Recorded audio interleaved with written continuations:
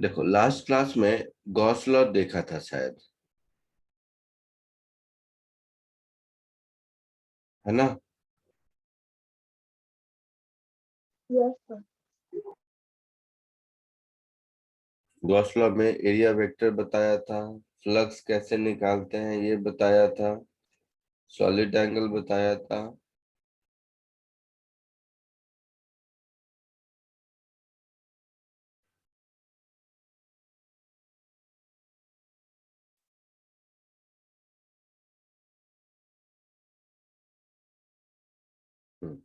ठीक है, आज हम लोग एप्लीकेशन ऑफ गॉस लॉ करेंगे।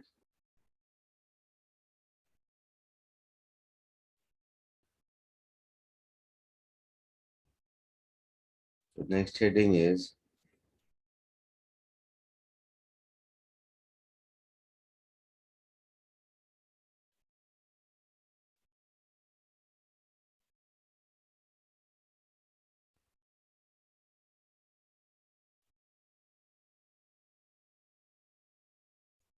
Applications of Gauss law.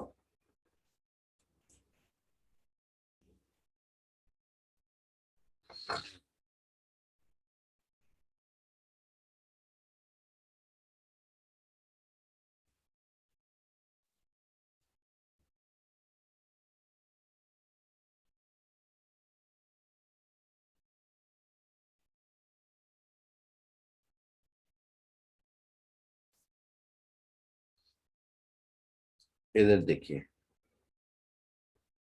First application जो आपको पता है पहले से वही बता रहा हूं। पॉइंट चार्ज के कारण इलेक्ट्रिक फील्ड निकालने आता है ना? बोलिए, यस सर। क्या होता है?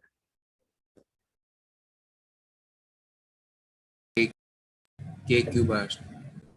अच्छा, कैसे पता चला? मतलब क्या यूज करते हैं इसमें? कूलम्ब्स लॉ से निकाला। Yes sir. अब देखो, बिना कूलम्ब्स लॉ को यूज किए हुए गॉस लॉ से भी निकाल सकते हैं। कैसे? देखिए, ये कुछ सिंपल एप्लीकेशन है जो मैं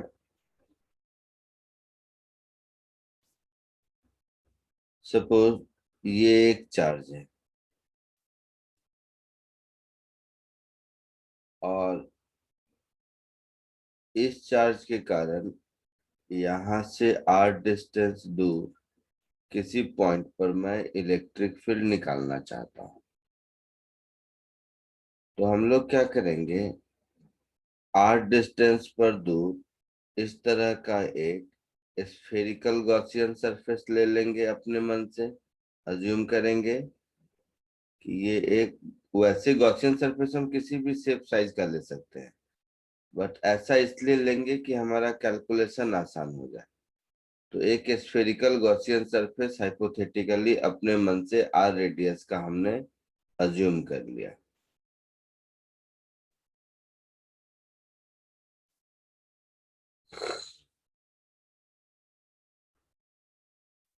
तो अब यहाँ पर इलेक्ट्रिक फील्ड कितना है मुझे नहीं पता, वही ढूंढना है। लेकिन हम लोगों को ये तो पता है कि फ्लक्स होता है surface integral of E dot ds होता है, यही है ना? बोलो। तो अगर मैंने ऐसा स्फेरिकल सरफेस लिया है, मतलब किसी भी पॉइंट पर देखेंगे तो इलेक्ट्रिक फील्ड वेक्टर और एरिया वेक्टर, ये दोनों के बीच हर पॉइंट पर इन दोनों के बीच एंगल 0 होगा। बोलो। सर एक बार वो फर्स्ट आपने जो इक्वेशन लिखा है वो समझाओ। फ्लक्स होता है ना, E dot A, Yes, sir. तो ये पूरे सरफेस से जितना फ्लक्स जाएगा वो हर पॉइंट पर इलेक्ट्रिक फील्ड डॉट हर पॉइंट पर वहां का एरिया वेक्टर, इसी का समेशन होगा। Yes. और ये सरफेस क्लोज्ड है तो वो लिखने का जस्ट सिंबल है, इसको बोलते हैं सरफेस इंटीग्रल। मन करे तो समेशन लिख लो, कोई फर्क नहीं पड़ता है। तो हर पॉइंट पर ई की वैल्यू सेम है क्योंकि हर पॉइंट पॉइंट चार्ज से सेम डिस्टेंस पर है। तो ई कांस्टेंट इंटीग्रेशन के बाहर आ जाएगा। ई और डीएस के बीच किसी भी पॉइंट पर हम देखेंगे तो हर पॉइंट पर इलेक्ट्रिक फील्ड वेक्टर और एरिया वेक्टर के बीच का एंगल 0 ही होगा, तो cos 0 1, और ये होगा समेशन ऑफ एरिया। तो समेशन ऑफ एरिया का मतलब क्या हुआ, टोटल सरफेस एरिया, यही मतलब हुआ। Yes, sir. तो स्फेरिकल सरफेस का total surface area 4 pi are square हुआ। हो गया। Yes. गॉस लॉ से हम जानते हैं कि क्लोज्ड सरफेस में फ्लक्स होता है Q enclosed upon epsilon not.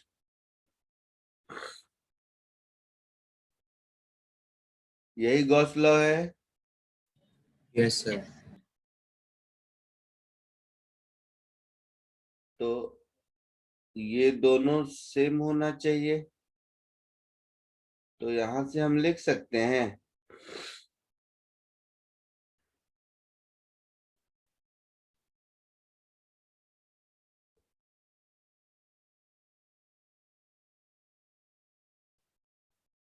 E into 4 pi are square is equal to Q upon epsilon naught. तो यहां से E मुझे मिल गया Q upon 4 pi epsilon naught into r square. इसी को हम लोग लिखते थे ना के Q by r square. Yes, sir. देखो इसमें कहीं हम लोगों ने कूलम्स लॉ का यूज किया क्या, कहीं नहीं किया। आई बात समझ में। Yes, sir. चलिए कॉपी कर लीजिए इसको, फिर कुछ और देखते हैं।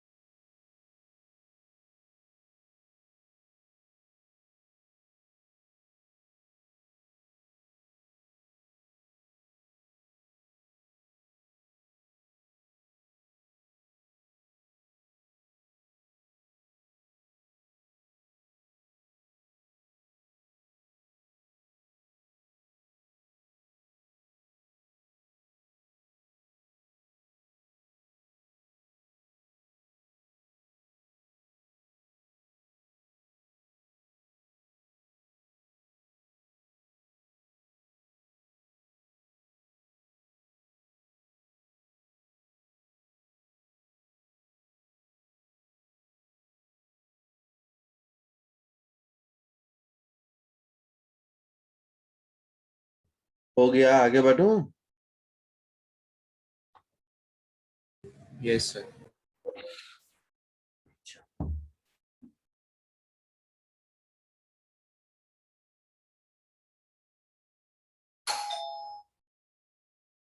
दूसरा,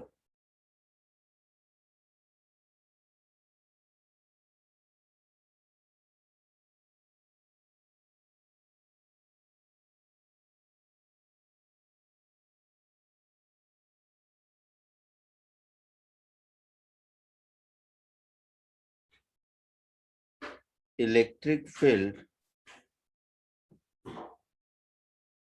ड्यू टू, कोई ऐसा बताता हूं जो आपने नहीं सीखा होगा। इससे पॉइंट चार्ज तो सीखे हुए थे, तो वो तो जस्ट आपका कॉन्फिडेंस बिल्डिंग के लिए कि इससे भी आता है। अब एक दूसरा, ये बता चुके हैं आप लोगों को क्या कूलम्ब्स लॉ से? कोई इनफाइनाइट लॉन्ग वायर हो तो electric field lambda upon 2 pi epsilon naught r होता है।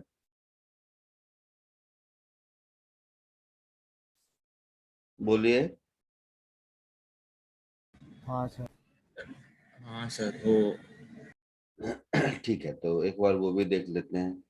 Due to long straight wire, ये बहुत इंटीग्रेशन करके बताया होगा लंबा चौड़ा। Yes sir. सर वो एंगल वाला ना, अल्फा बीटा करके। अल्फा बीटा का फॉर्मूला आया होगा, फिर उसमें चार यस। वैल्यू पुट किया होगा, कितना बड़ा था वो काम। अब यस देखिए, सर। गॉस लॉ से वही काम चुटकी बजाते हुए हो जाएगा इनफाइनाइट के केस में। बाकी के केस में फिर गॉस लॉ से मुश्किल होगी। तो ऐसे समझिए कि ये एक इनफाइनाइटली चार्ज रॉड है।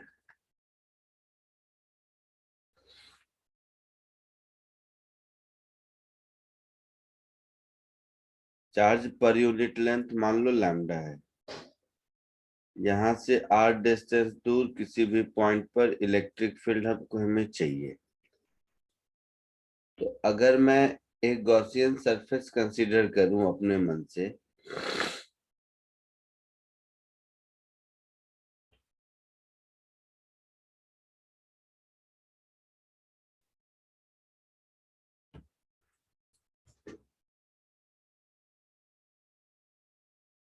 ऐसा सिलिंड्रिकल,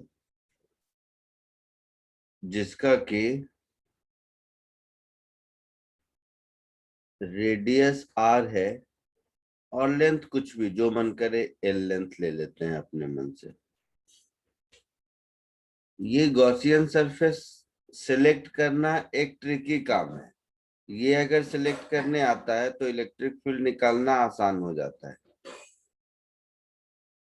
तो ये रेडियस r है और लेंथ l है। अब अगर हम लोग मान लो इलेक्ट्रिक फील्ड देखें, तो सिलिंड्रिकल सरफेस का जो कर्व्ड पोर्शन है, वहां पर इलेक्ट्रिक फील्ड का मैग्नीट्यूड हर जगह सेम होगा और हर जगह वो एरिया वेक्टर के परपेंडिकुलर होगा। कर्व्ड सरफेस में चारों ओर होगा ऐसा। और ये वाला जो सरफेस है, इस सरफेस पर एरिया वेक्टर ऊपर और इलेक्ट्रिक फील्ड वेक्टर इधर, तो यहाँ पर फ्लक्स 0 होगा। यही कहानी इधर भी होगी, एरिया वेक्टर इधर, फील्ड वेक्टर इधर, तो फ्लक्स 0। सो अगर हम टोटल फ्लक्स देखें, तो टोटल फ्लक्स मुझे मिलेगा E इंटू 2 पाई RL, जो कर्व्ड सरफेस एरिया होता है। हाँ या ना? Yes, sir. यस। अब यही फ्लक्स गॉस लॉ के हिसाब से क्या होना चाहिए? ये तो फ्लक्स के डेफिनेशन से आया। गॉस लॉ के हिसाब से ये फ्लक्स होना चाहिए Q enclosed upon epsilon naught. तो इस गॉसियन सरफेस के अंदर चार्ज कितना है, तो charge per unit length lambda into length of cylinder L, ऐसा होगा, बोलिए। Yes, sir. तो दोनों को इक्वेट कर दें अगर, तो E into 2πRL, this is equal to lambda into L upon epsilon naught. ये एल, ये एल गया, तो इलेक्ट्रिक फील्ड आ गया लैम्डा अपॉन 2π ε0r, यही आया था शायद, या के टर्म में था, ठीक है टर्म।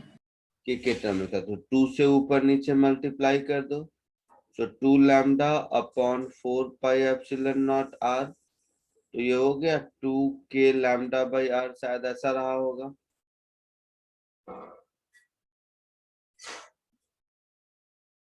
आया समझ में?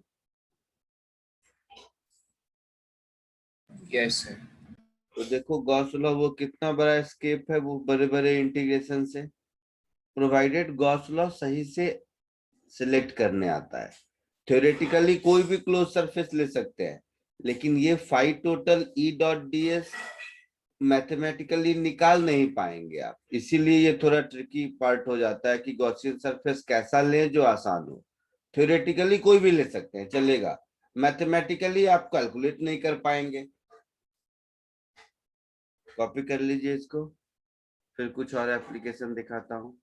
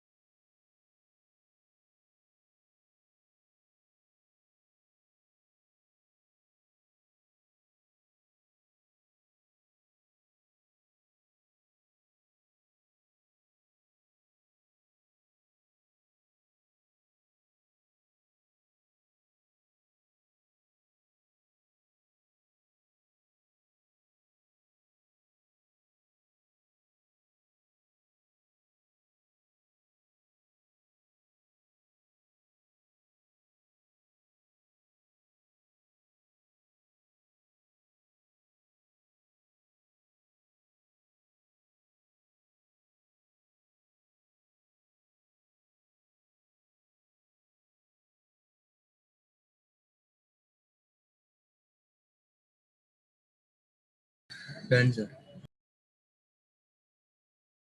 हो गया? Yes, sir. चलो आगे बढ़ते हैं। और कुछ ऐसा बताता हूँ जो आपने नहीं सीखा होगा।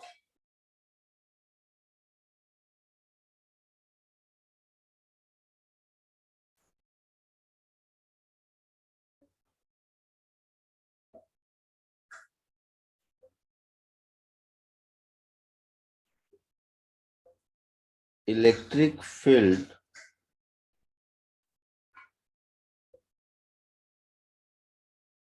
ड्यू टू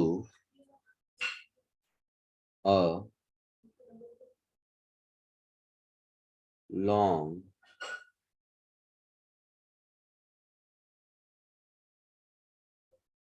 cylindrical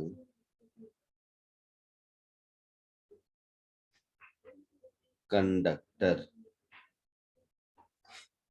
कंडक्टर में क्या होता है, ध्यान से सुनना सब। कंडक्टर में चार्ज केवल सरफेस पर होता है। नेक्स्ट लेक्चर में हम लोग थ्योरी ऑफ कंडक्टर्स पढ़ेंगे तो डिटेल में बताऊंगा कि कंडक्टर, इंसुलेटर और डाइलेक्ट्रिक में क्या फर्क है। अभी सिर्फ इतना समझिए कि कंडक्टर पर चार्ज हमेशा आउटर सरफेस पर होता है, ठीक है। तो मेरे पास एक इस तरह का इनफाइनाइट लेंथ का कंडक्टिंग सिलिंड्रिकल वायर है। कंडक्टिंग सिलिंड्रिकल वायर का मतलब हुआ, मैं बार बार कह रहा हूं, कि इसमें चार्ज इसके सरफेस पर है। थोड़ा सा ध्यान से सुनोगे तो समझ आएगा, एक लाइन में लिखने की जरूरत नहीं पड़ेगी, आप खुद फॉर्मूला बना लोगे। तो चार्ज इसके सरफेस पर है।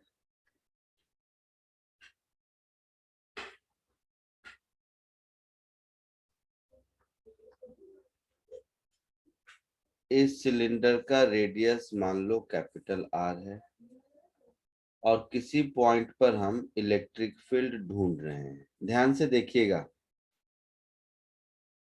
दो बातें होंगी।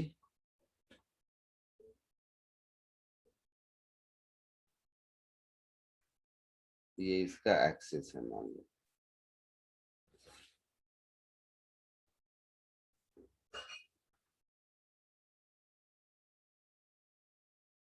तो एक्सिस से ये आर डिस्टेंस दूर कोई पॉइंट है। देखो इसमें दो केस होगा। फर्स्ट केस, अगर आर कैपिटल आर से ज्यादा है, case one, if r is greater equal to capital R. ध्यान से सुनो, अगर ऐसा है तो ये केस सिमिलर टू इसके ऊपर वाला हो गया। Yes sir. गॉसियन सरफेस लेंगे तो वही चार्ज इनक्लोज, सब कुछ वही आएगा। तो यस हमारा सर। इलेक्ट्रिक फील्ड पिछले बार के जैसा 2k लैम्डा अपॉन आर होगा। कोई डाउट ही नहीं है। No sir.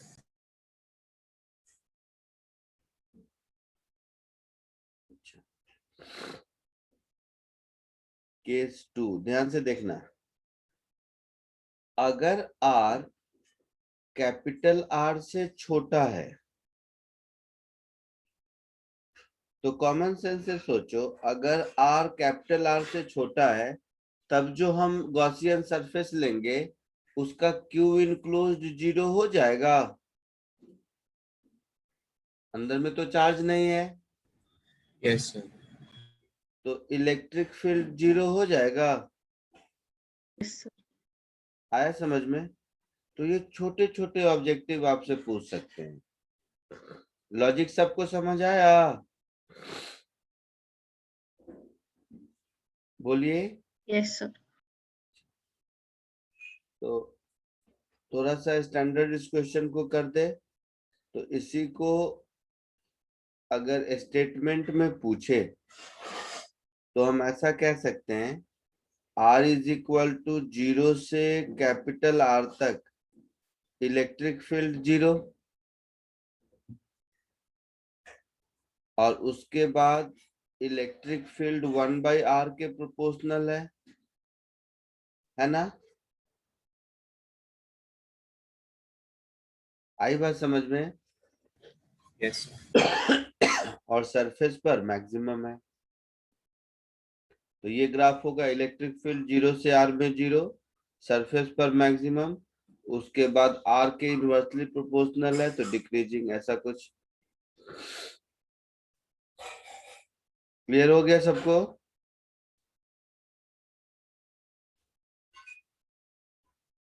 आया समझ में? सर एक बार Q एंड 0 का एक बार बता सकते हो क्या? हाँ बता सकते हैं। अगर स्मॉल r कैपिटल R से छोटा है, मतलब पॉइंट कहीं यहाँ लाई करेगा। Yes. अब कोई गॉसियन सरफेस ऐसा बनाए जिस पर ये पॉइंट लाई करे, तो उसके अंदर कोई चार्ज नहीं होगा ना। वो सिलेंडर तो ऐसा सिलिंड्रिकल गॉसियन सरफेस बनाएंगे तो ऐसा होगा, चार्ज सरफेस पर, के अंदर चार्ज इनक्लोज 0 होगा। समझे? Yes. Yes, sir.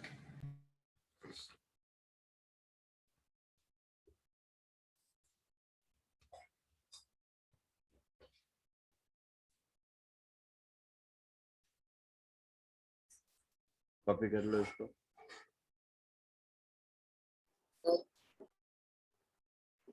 बोलो।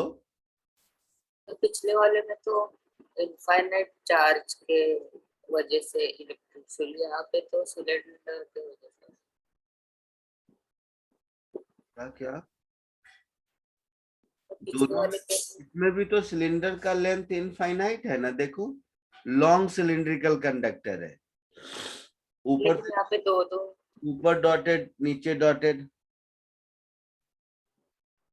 क्या बोल रहे हो, बोलो। तो यहाँ पे दो दो इनफाइनाइट। अरे दो वायर थोड़े ना, सिलेंडर है सिलेंडर, दो दो पिछले वायर। वाले केस में तो पिछले वाले केस में एक वायर था पतला सा। दोनों में इलेक्ट्रिक फील्ड इक्वल कैसे हो? अरे पॉइंट P को रखकर सिलिंड्रिकल इनक्लोज सरफेस बनाओगे तो उसके अंदर टोटल चार्ज उतना ही आएगा जितना वायर में आता था, lambda into L।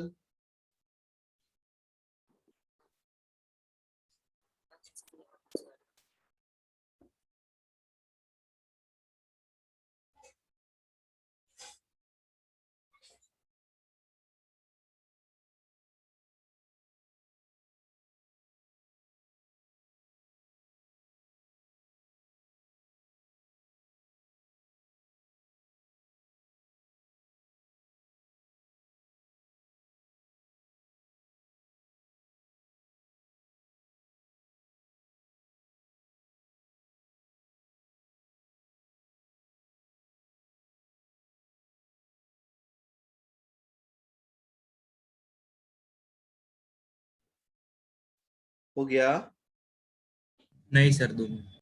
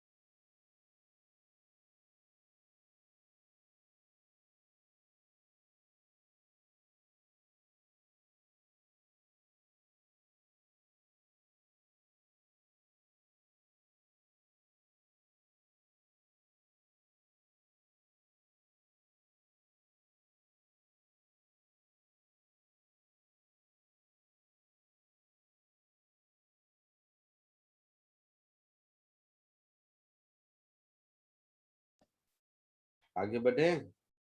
Yes sir.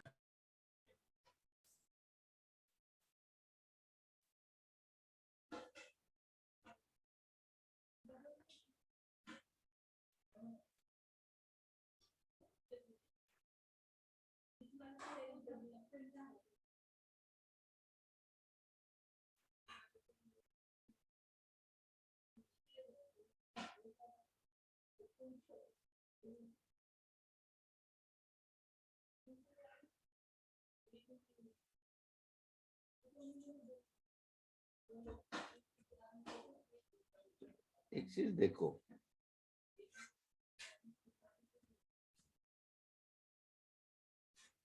Copy मत करना, मुझे तो कम लिखना पड़े इसलिए मैंने ऐसा कर दिया, समझो। अब अगर ये कंडक्टर की जगह नॉन कंडक्टर है,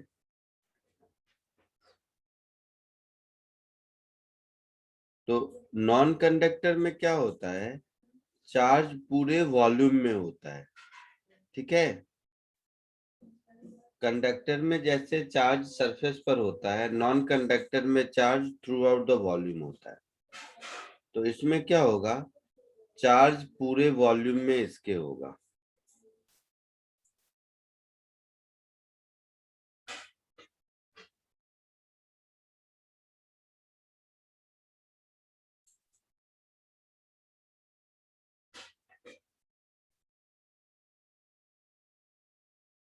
सरफेस पर चार्ज नहीं होता है आउटर सरफेस पर, इसमें through out the volume charge होता है।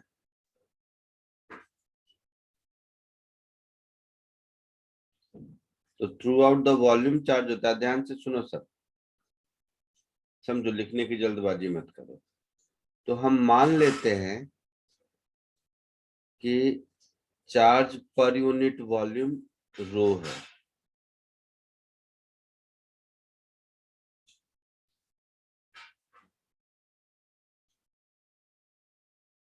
ठीक है।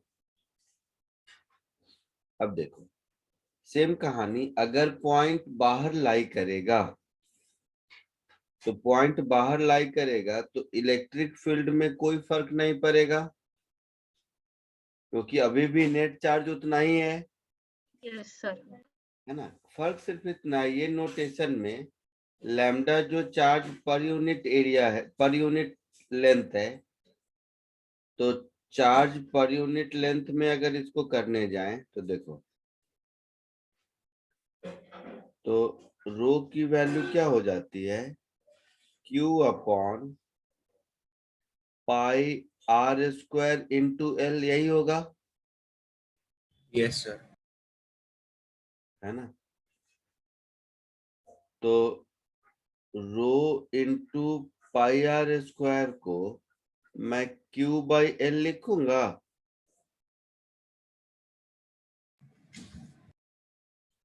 लिखूंगा, मतलब चार्ज पर यूनिट लेंथ इस केस में रो इंटू पाई आर स्क्वायर लिखूंगा। आई बात समझ में। Yes sir. ऐसा इसलिए लिख रहे हैं ताकि ये आपको आसान हो जाए, और कुछ नहीं। तो सेम फॉर्मूला यूज करेंगे, तो इसको लिख देंगे अब 2k rho into pi capital R square, ठीक है। Yes sir. k को लिख दोगे 1/4 पाई एप्सिलॉन नॉट, तो 2 पाई 2 टाइम्स 4 पाई हो जाएगा। तो देखना, rho upon 2 epsilon naught capital R square upon small r, ऐसा एक्सप्रेशन आएगा। k को लिख दो 1/4 pi epsilon naught, pi pi cancel, 2 2 जा 4, तो नीचे 2 एप्सिलॉन नॉट बच गया, यस सर। ऊपर आर स्क्वायर और नीचे आर, ऐसा क्लियर है। यहां तक कोई दिक्कत। इनसाइड पॉइंट पर जो पहले 0 होता था अब 0 नहीं होगा, क्योंकि अब क्यूब इनक्लोज कुछ होगा, समझ रहे हैं? Yes, sir. इसको थोड़ा नीचे कर लो। तो अब क्यू इनक्लोज क्या होगा निकालने की कोशिश करते हैं। देखिए सब लोग ध्यान से देखिए।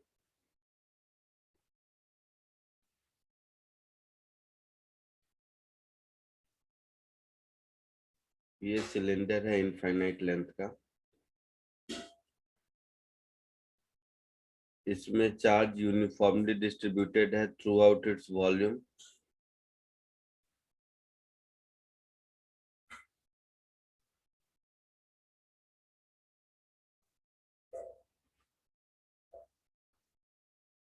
इसमें इसके एक्सिस से, ये इसका एक्सिस है, इसके एक्सिस से स्मॉल आर डिस्टेंस पर अगर हम कोई सिलिंड्रिकल गॉसियन सरफेस लेते हैं तो इसके अंदर चार्ज जब जीरो नहीं है, नहीं है ना,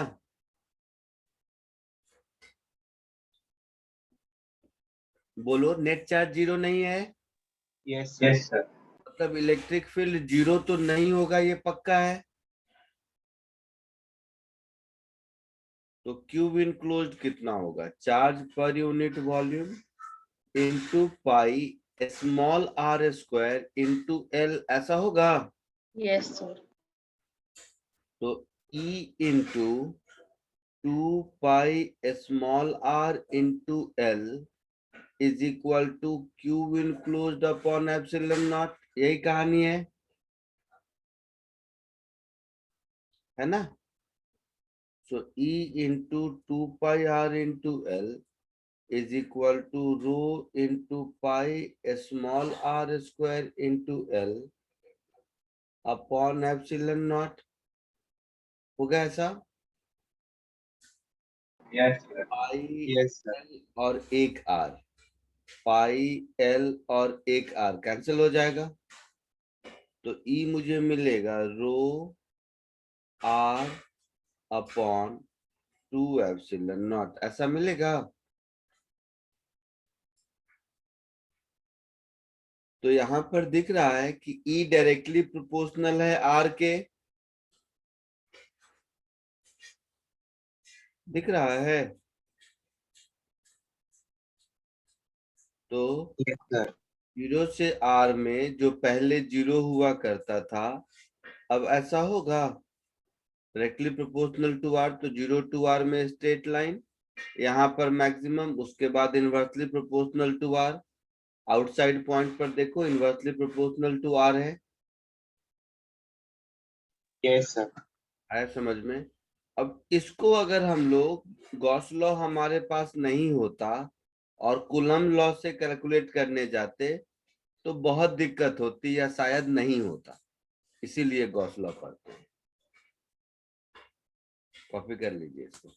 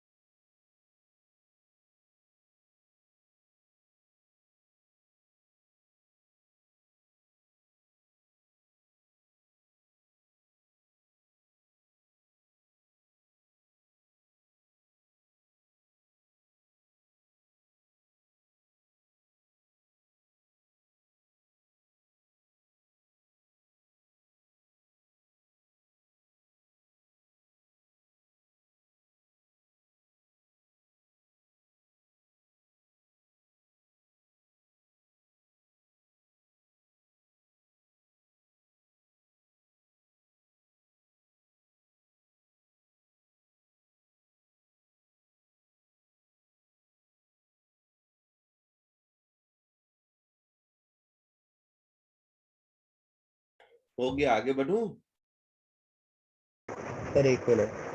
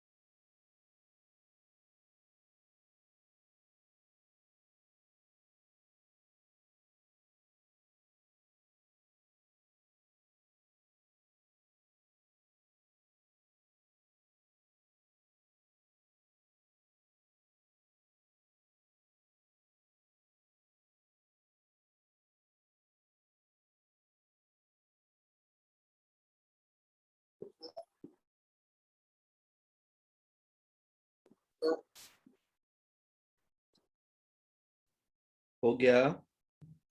वो जो डेंसिटी है वो गॉसियन सरफेस की देती है, क्या? तो सेकंड केस में डेंसिटी सेम कैसे होगी?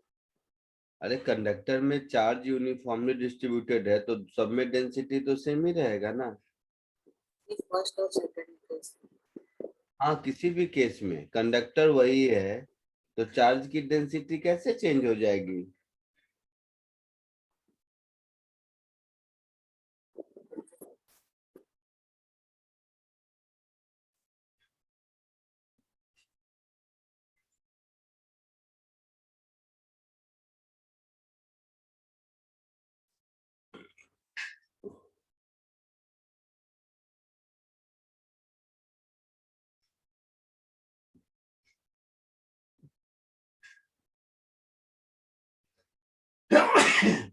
आगे बढ़े?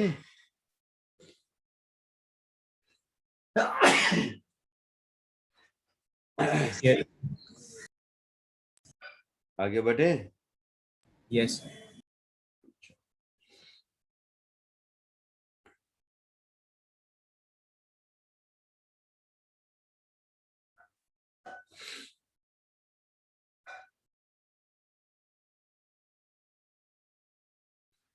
Fifth,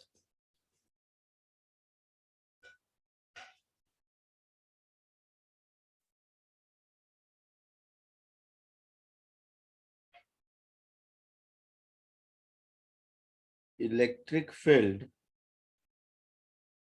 due to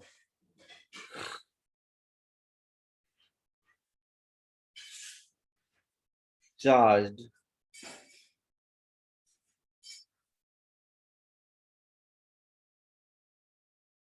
conducting sheet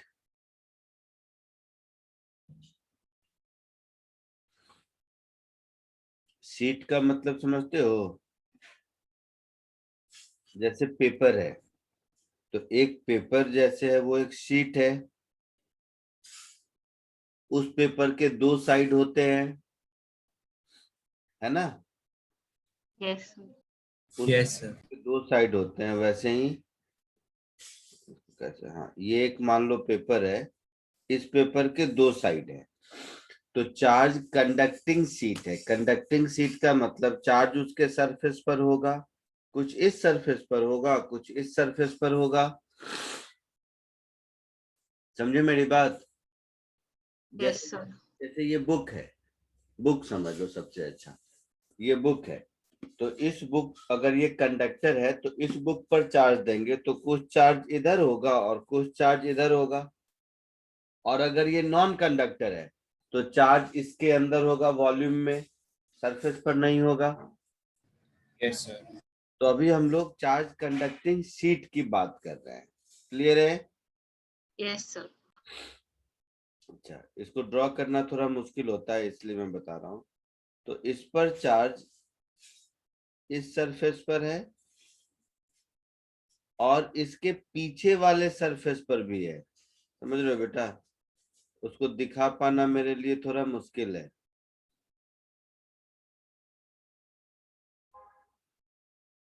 और इसके पीछे वाले सरफेस पर भी है, ऐसा समझ लीजिए,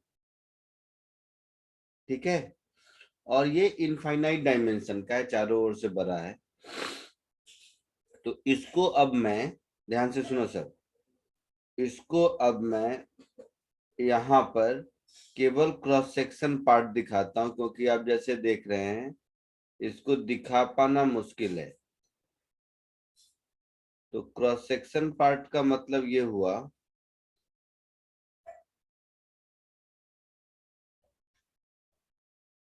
कि जैसे यहाँ जो बुक रखी है उसमें क्या है, इसका यही क्रॉस सेक्शन दिख रहा है ना, यही 2 लाइन आपको दिख रहा है, बाकी तो दिख नहीं रहा है।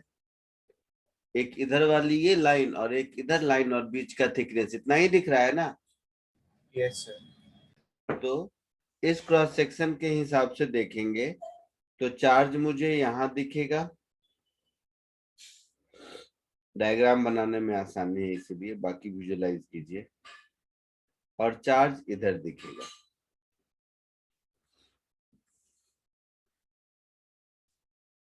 और कंडक्टर है तो बीच का जो गैप है उसमें चार्ज नहीं है।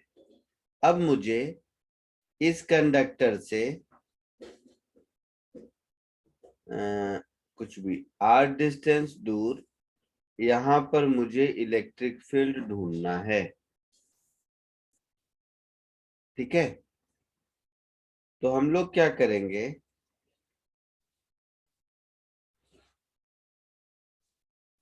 कि इस तरह का एक सिलिंड्रिकल गॉसियन सरफेस ले लिया। देखना ध्यान से, इस गॉसियन सरफेस के इधर देखेंगे तो इलेक्ट्रिक फील्ड वेक्टर भी इधर और एरिया वेक्टर भी इधर। यहां देखेंगे तो इलेक्ट्रिक फील्ड वेक्टर इधर और एरिया वेक्टर भी इधर।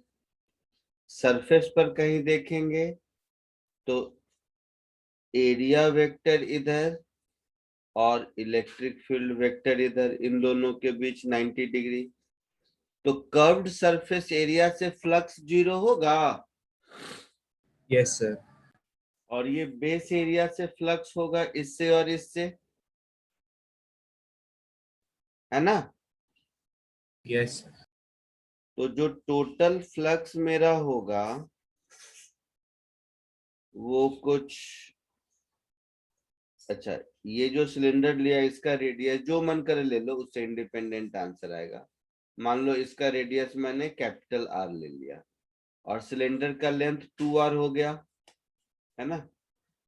तो ये जो फ्लक्स होगा ये क्या हो जाएगा, E इंटू पाई R स्क्वायर इधर और उतना ही E इंटू पाई R स्क्वायर इधर। तो टोटल फ्लक्स मेरा हो जाएगा 2E into pi R square.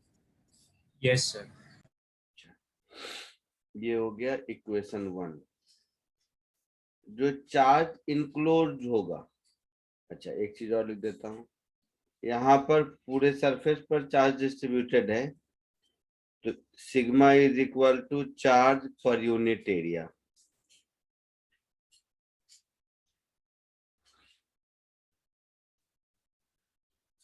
तो जो चार्ज इनक्लोज्ड होगा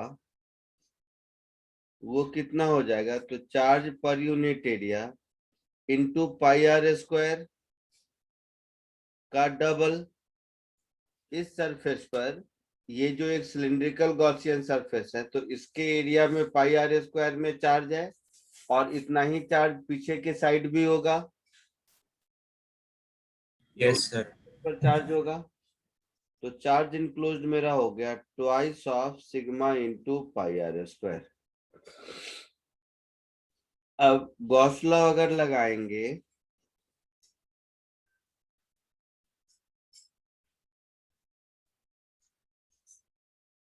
तो मैं लिखूंगा 2E into pi R square is equal to Q enclosed, that is 2 sigma into pi R square upon epsilon naught, है ना। यस। तो पाई आर स्क्वायर 2 कैंसिल।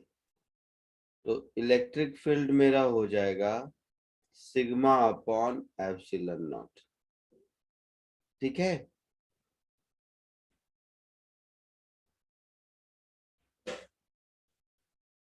सर अगर गॉसियन सरफेस थोड़ा बड़ा लेते तो भी यही आता। तो भी यही आता। देखो आर से इंडिपेंडेंट आया ना, तो ये एक फॉर्मूला है जो आपको याद रखना है। ठीक है, यस किसी भी कंडक्टर की वजह से, किसी भी शेप साइज का कंडक्टर हो, आगे चल के देखेंगे, तो किसी भी शेप साइज का कंडक्टर हो, उसके कारण उसके नियर बाई पॉइंट पर electric field sigma by epsilon not होता है कंडक्टिंग शीट के लिए। ये वर्ड इंपॉर्टेंट है, कंडक्टिंग। नॉन कंडक्टिंग के लिए क्या होगा अभी देखेंगे 2 मिनट में, पहले इसको कॉपी कर लीजिए। हाँ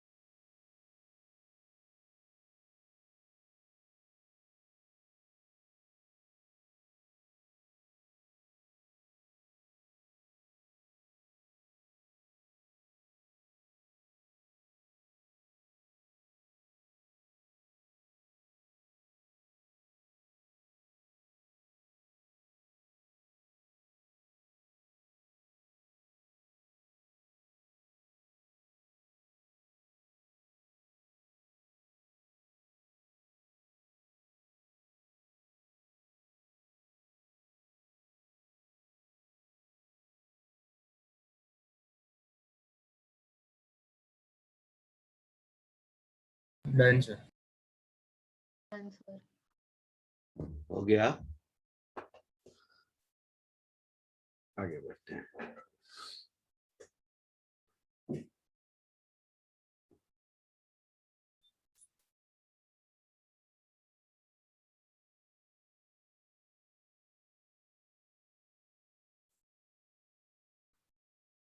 ये सब डेरिवेशन आपको जो क्लास 12th है, क्लास 12th के बोर्ड में भी ये सब डेरिवेशन होगा, इसीलिए इस सबको ध्यान से पढ़ो, इसको हल्के में मत लो कि अरे। इधर देखो, यही अगर नॉन कंडक्टिंग रहे,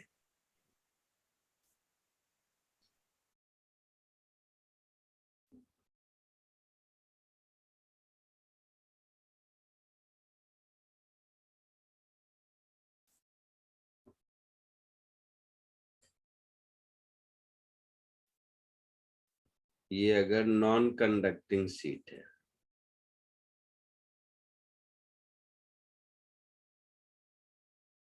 तो नॉन कंडक्टर में charge through out the volume रहता है, सरफेस पर नहीं रहता। मतलब इस केस में चार्ज यहाँ नहीं रहेगा, चार्ज कहाँ रहेगा, तो वॉल्यूम में। वॉल्यूम में मतलब ऐसे, पता नहीं मैं कितना दिखा पाऊंगा इसको, ऐसे। मतलब एक सरफेस इधर है, दूसरा सरफेस इसके पीछे है, समझ रहे हैं आप? यस। दूसरा सरफेस इधर है,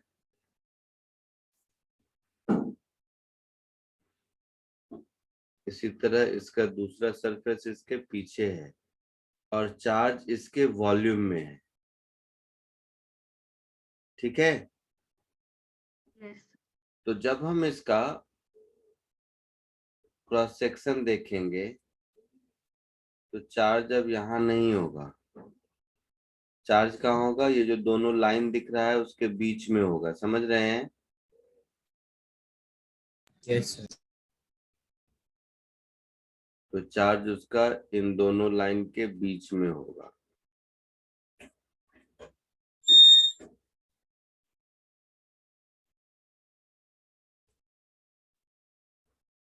ठीक है, तो यहाँ पर अगर हम फ्लक्स देखेंगे अब, तो फ्लक्स तो यही होगा 2E into pi are square, इसमें कोई दिक्कत नहीं है।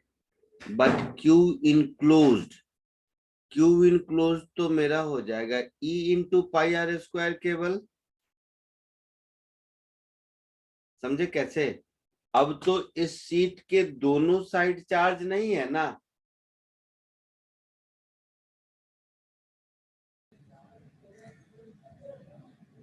सर लेकिन ये इधर वॉल्यूम पर यूनिट है, वही समझा रहा हूँ। Charge per unit. Very good, तो ऐसे देखते हैं, अच्छा पूछा तुमने, ऐसे देखते हैं। तो चार्ज पर यूनिट वॉल्यूम होगा, तो देखो चार्ज पर यूनिट वॉल्यूम को मैंने रो ले लिया, तो ये रो क्या हो जाएगा, total charge upon surface area जो भी इसका होगा इनटू थिकनेस टी, ऐसा हो जाएगा। Yes sir. अच्छा, तो इसको ऐसे ही रहने देते हैं। अब इतनी दूर में कितना चार्ज होगा क्यू इनक्लोज, तो देखिए इतनी देर में जो क्यू इनक्लोज होगा वो होगा यही डेंसिटी मल्टीप्लाइड बाय एरिया की जगह पाई आर स्क्वायर, यस सर। और थिकनेस की जगह टी, ऐसा होगा। तो ये हो गया Q upon A into T into pi are square into T, तो ये टी कैंसिल हो गया, हो गया। Yes sir. और इस Q अपॉन A को हम चार्ज पर यूनिट एरिया बोल सकते हैं, देखो तो वही आया, यस सर। आया समझ में? तो ये चार्ज पर यूनिट वॉल्यूम है, आपको आपको लग रहा होगा कि सर तो इसमें रो के टर्म में आंसर कर दीजिए तो ज्यादा सही रहेगा, बिल्कुल सही रहेगा, लेकिन मैं इसलिए इसी फॉर्म में रखता हूं ताकि आपको याद करने में आसानी रहे कि यहाँ सिग्मा बाई एप्सिलन नॉट है, यहाँ सिग्मा बाई 2 एप्सिलन नॉट है। तो एक ही तरह से नोटेशन फॉलो करेंगे तो क्या होगा, याद रखने में आसानी होगी, समझे? Yes sir. Yes, sir. तो ये 2 यहाँ नहीं होगा और यहाँ वाला 2 कैंसिल नहीं होगा अब, तो यहाँ पर मुझे सिग्मा बाई 2 एप्सिलन नॉट हो जाएगा। समझ आया? Yes, sir. लिख लीजिए आप लोग फिर से। ये सारे डेरिवेशन भी इंपॉर्टेंट हैं बोर्ड पॉइंट ऑफ व्यू से, और फॉर्मूला इंपॉर्टेंट है आपके नीट पॉइंट ऑफ व्यू से।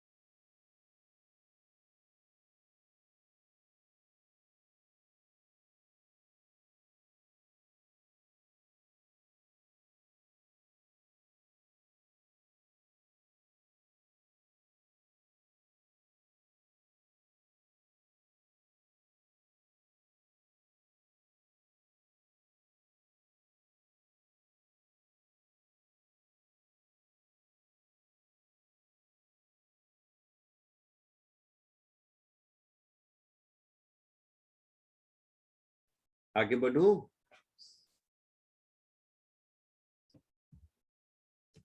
Yes sir. हो गया?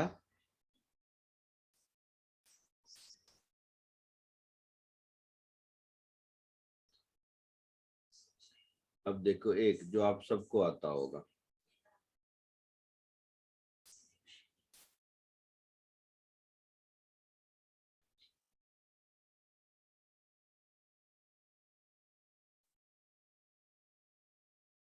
इलेक्ट्रिक फील्ड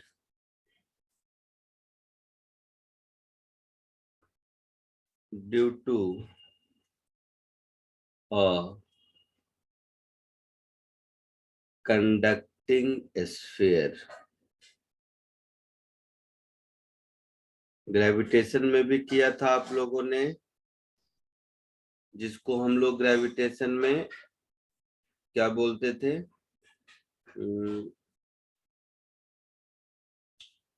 कौन सा लॉ बोलते थे? बोलो।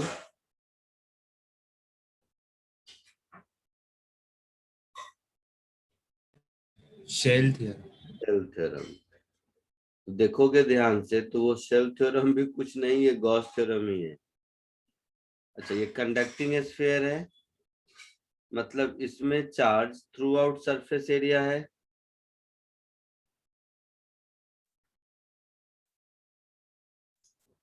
ना? तो ये कंडक्टिंग स्फीयर है जिसका रेडियस r है। इसके कारण हम लोग फील्ड निकालने की कोशिश कर रहे हैं किसी पॉइंट P पर, जो इसके सेंटर से r डिस्टेंस पर है। ठीक है, दो बातें होंगी। फर्स्ट, कि अगर r कैपिटल R से बड़ा है, मतलब पॉइंट आउटसाइड लाई करे, है ना?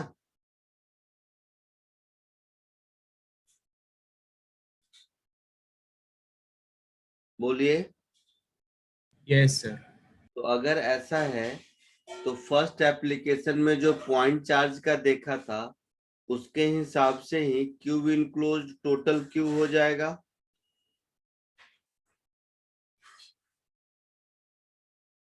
होगा ऐसा? बोलिए। Yes sir. तो यही एक्सप्रेशन आएगा। थोड़ा सा इसको ठीक कर लेते हैं। अगर हम इसको चार्ज पर यूनिट एरिया बोले तो Q upon 4πr², I mean charge per unit area अगर सिग्मा है तो सिग्मा क्या हो जाएगा? क्यू अपॉन 4πR², ऐसा हो जाएगा। Yes sir. तो इसको हम लिख सकते हैं sigma into R² upon epsilon naught into r²। ये इलेक्ट्रिक फील्ड का एक्सप्रेशन हो गया। हो गया। Yes sir. और अगर r से छोटा होगा फिर क्या होगा?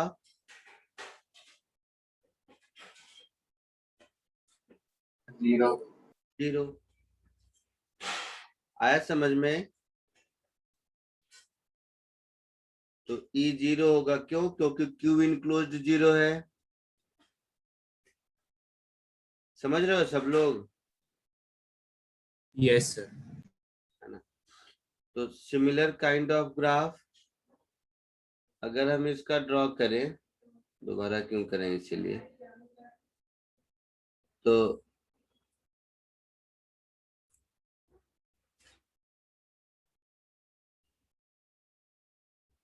ऐसा ग्राफ होगा जिसमें जीरो से कैपिटल R तक जीरो है, उसके बाद इनवर्सली प्रोपोर्शनल टू R² है। Yes sir. आया समझ में? जल्दी से इसको भी कॉपी कर लीजिए।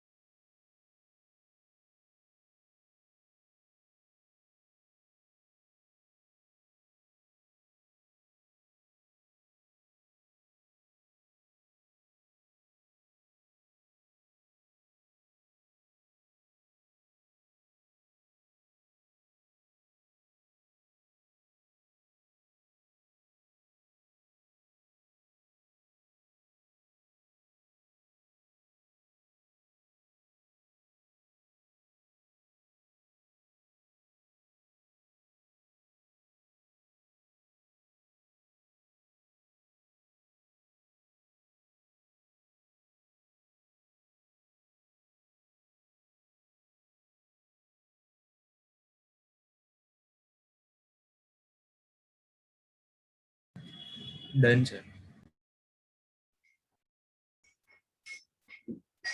हो गया। अब देखो नेक्स्ट लेक्चर में आपका ये चैप्टर खत्म हो जाएगा, थ्योरी ऑफ कंडक्टर्स पढ़ेंगे।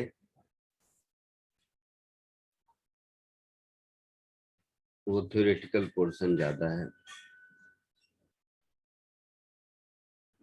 एक और, यही अगर नॉन कंडक्टिंग स्फीयर रहा तो ये सॉलिड स्फीयर के जैसा होगा, समझ रहे हैं? Yes. Yes sir. तो ये सब रिजल्ट आप पहले भी लिखते रहे होंगे, बट गॉस लॉ से ये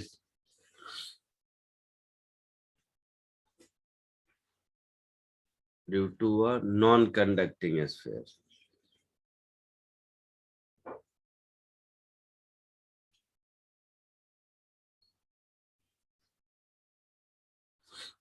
तो नॉन कंडक्टिंग में जो चार्जेस होते हैं वो throughout the volume distributed होते हैं, सरफेस पर अपीयर नहीं होते हैं। तो इसमें चार्जेस इसके वॉल्यूम में है। तो देखो चार्ज अगर वॉल्यूम में भी है तो आउटसाइड पॉइंट के लिए तो कोई फर्क नहीं पड़ता,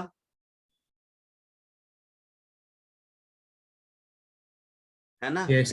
आउटसाइड पॉइंट का गॉसियन सरफेस लेंगे तो क्यू इनक्लोज्ड उतना ही आएगा जितना पहले है। Yes sir. इनसाइड पॉइंट पर क्या होगा देखते हैं। इनसाइड पर जीरो तो नहीं होगा, इतना तो समझ आ रहा है ना? Yes sir. इतना तो समझ आ ही रहा होगा कि जीरो तो नहीं होगा। अब जीरो नहीं होगा तो कितना होगा देखिए,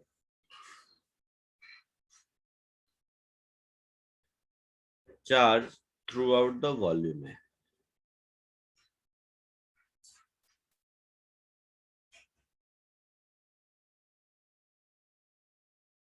ये सेंटर है, तो सेंटर से x डिस्टेंस पर, या स्मॉल स्मॉल r लिखा था तो स्मॉल r लिखा, x नहीं, स्मॉल r डिस्टेंस पर कोई पॉइंट है और यहाँ हमने गॉसियन सरफेस लिया, तो इसके अंदर चार्ज इनक्लोज्ड इतना होगा जो इस रेड कलर के अंदर है ना?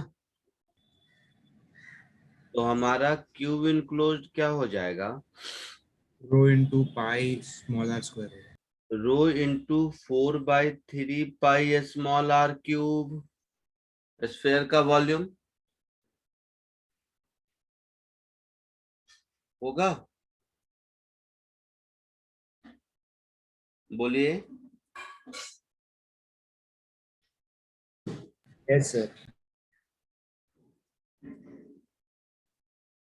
ऐसा होगा, that is q upon r cube into a small r cube, ये q इनक्लोज्ड हो जाएगा, होगा ऐसा?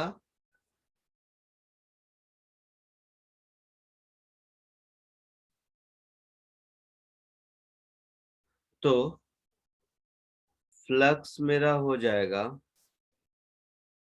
E इंटू 4 पाई स्मॉल r स्क्वायर कैलकुलेशन से, और गॉस लॉ से हो जाएगा Q enclosed upon epsilon not.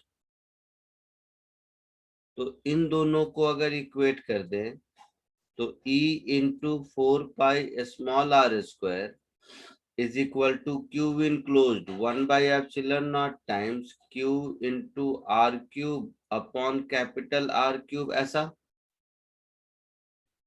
होगा। ये R स्क्वायर से एक R बचेगा यहाँ पर, तो मेरा इलेक्ट्रिक फील्ड आ गया Q into R upon epsilon naught into 4 पाई R क्यूब। इसको अच्छे से लिखने के लिए ऐसा कर सकते हैं Q upon 4/3 pi R cube sigma होता है रो, तो ये हो गया rho upon 3 epsilon naught into R. देखिए तो समझ आया कि नहीं?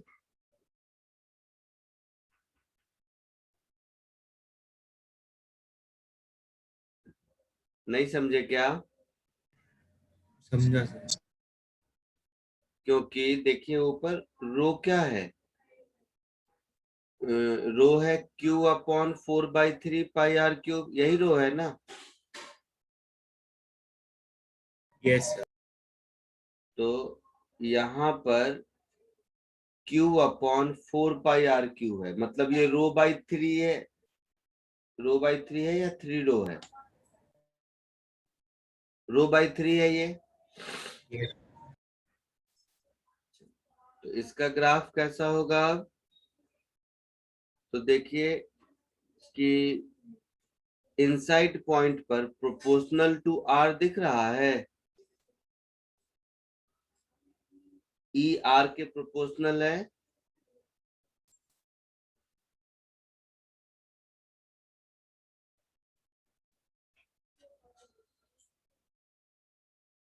तो ई आर के प्रोपोर्शनल है, लेस देन आर में, ग्रेटर देन आर में 1/r² है। आया समझ में?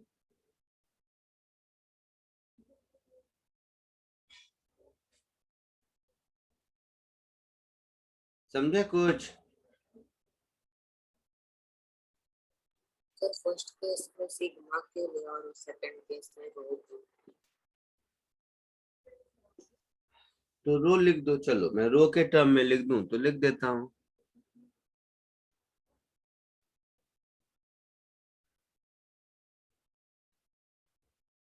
फर्स्ट केस में, अच्छा चलो रुको रुको, इसमें भी वॉल्यूम में है तो मैं सिग्मा के टर्म में लिख देता हूँ, क्या फर्क पड़ता है। देखो तो ये सिग्मा अब ये हो जाएगा 4/3 पाई आर क्यूब, ऐसा होगा। अच्छा, तो Q को हम लिखेंगे sigma rho into 4/3 pi R cube लिखेंगे। तो मैं ऐसा कर सकता हूँ, वो तो याद रखने में आसानी हो इसके लिए, बट कोई फर्क नहीं पड़ता। Rho into 4/3 pi capital R cube divided by 4 pi epsilon naught r², ऐसा लिखेंगे। तो 4 पाई गया, तो इसी को हम लिख सकते हैं रो अपॉन 3 एप्सिलॉन नॉट r², और यहाँ पर r³, ये भी करेक्ट है। तो सिग्मा की जगह अगर रो कर देंगे तो ये फॉर्मूला हो जाएगा मेरा रो अपॉन 3 एप्सिलॉन नॉट, और यहाँ पर r³ अपॉन r²। क्लियर है? लिख सकते हैं ऐसे, कोई दिक्कत नहीं। कॉपी कर लीजिए।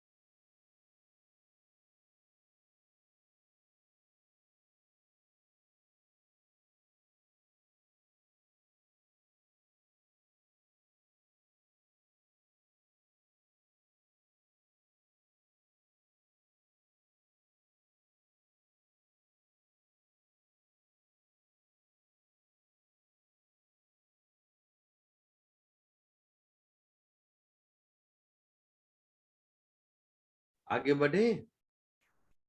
सर एक मिनट।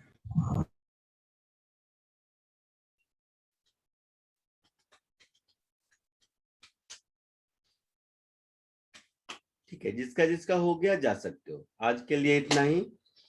ये एक टॉपिक था जो खत्म हुआ। अब आपको theory of conductor, next lecture में इलेक्ट्रोस्टैटिक्स आपका खत्म हो जाएगा। इलेक्ट्रोस्टैटिक्स में एससी वर्मा से पहला वाला chapter electric field and potential आप लोगों ने किया है। Yes sir. हम लोगों ने डिस्कस भी किया है।